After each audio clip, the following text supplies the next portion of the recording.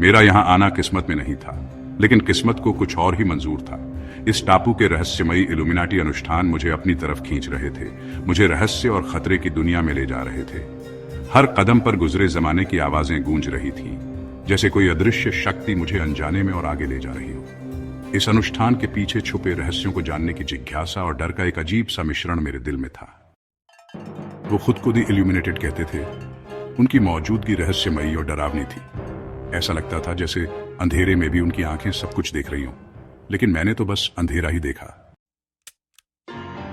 Illuminati की ताकत से लड़ना आसान नहीं था। मुझे संघर्ष करना ही था। हर कदम पर खतरा मंडरा रहा था।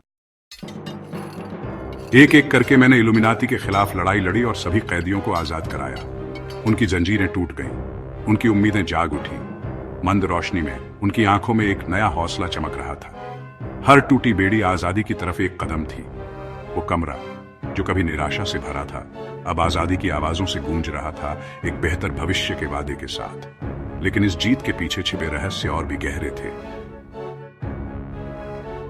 क्या ये सच में अंत था या एक नई शुरुआत? इल्यूमिनाटी का अनुष्ठान उस रात खत्म हो गया।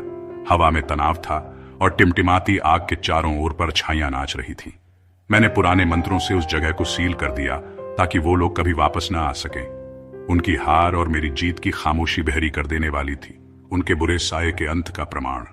लेकिन क्या यह वास्तव में अंत था या एक नई शुरुआत का संकेत? रहस्य और खतरे की गूंज अब भी उस जगह में बसी हुई थी।